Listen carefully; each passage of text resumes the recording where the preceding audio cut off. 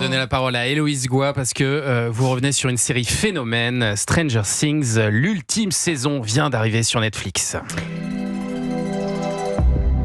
Et oui, les 4 premiers épisodes sont tombés à 2h du matin cette nuit. Alors je serais pas étonnée que certains auditeurs aient carrément posé une journée pour marquer ce jeudi 27 novembre d'une pierre blanche. Je dis ça parce que j'ai remarqué que les fans de Stranger Things pouvaient devenir complètement zinzin. Et c'est vrai, ces dernières années, j'ai plusieurs amis qui ont annulé des dîners pour regarder la nouvelle saison. Je sais pas trop comment le prendre. D'autant que je vais être tout de suite très franche avec vous. Stranger Things, c'est pas trop ma tasse de thé. J'ai tenu 2 saisons, mais j'ai lâché quand des monstres gluants ont pointé leur drôle de tronche.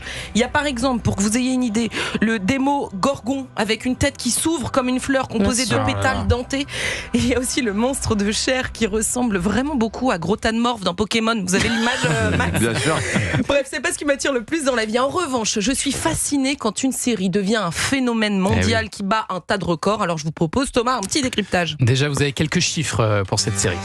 Oui, et on commence avec un bon petit coup de vieux. Stranger Things a déjà presque 10 ans. Depuis 2016, cette fiction sur une bande d'ados confrontés à des éléments surnaturels déchaîne les foules. C'est la série en anglais la plus vue de Netflix avec près de 2 milliards d'heures de diffusion rien que pour les premiers jours de la saison 4. Stranger Things, c'est aussi 12 Emmy Awards, plus de 150 nominations dans tout plein de prix prestigieux.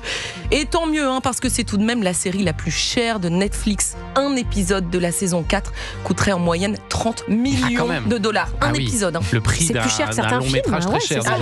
Largement. Vous avez tout regardé, vous, Max ? Moi j'ai regardé, j'ai regardé jusqu'à la 4 et là j'attends la nouvelle avec impatience. Fan aussi, quoi. Moi je suis assez fan. Et qu'est-ce qui rend cette série aussi culte selon vous, Héloïse ? Alors je crois qu'il y a 2 raisons principales. La première, c'est la nostalgie, évidemment. Stranger Things rend hommage aux années 80 avec des références à E.T., aux Goonies, à Alien, aux vieilles bornes d'arcade, au vélo BMX. Cette série, c'est un peu comme si vous retrouviez un carton d'objets oubliés chez vos parents. Ça sent les néons, les Walkman, les pulls qui grattent et les coupes mulets.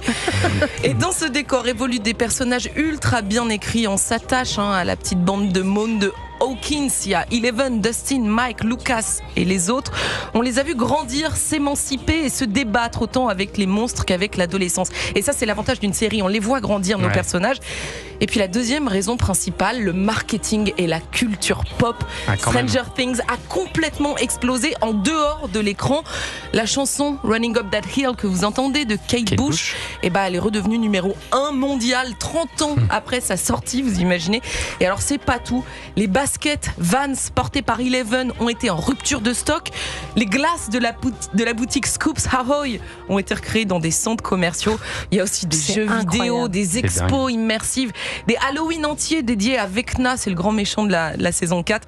Bref, la série est devenue une marque mondiale. C'est presque une franchise façon Star Wars qui plaît autant aux jeunes qu'à des gens comme vous, Thomas. Je crois d'ailleurs que Netflix envisage de faire un parc d'attractions carrément. Ah ouais, j'ai entendu parler de ça aussi. Notamment une attraction Stranger Things, évidemment. Puis il faudra bien continuer parce que là c'est la dernière saison, donc il y aura un petit peu moins d'argent à se faire. Mais les créations Netflix, vous imaginez, il y a aussi Mercredi qui a été un phénomène. Il y en a plein des créations. Ça devient fou. Et donc il faut s'attendre à quoi là pour cette saison 5 ? Alors moi j'ai regardé le premier épisode et Netflix vend cette saison comme l'apothéose, la porte grande ouverte vers le monde à l'envers. C'est censé être la saison la plus sombre, la plus spectaculaire et la plus bouleversante puisque l'enjeu est de taille, refermer proprement une saga qui a marqué toute une génération. Je regardais sur Twitter, les téléspectateurs sont déjà très très très contents des 4 premiers épisodes.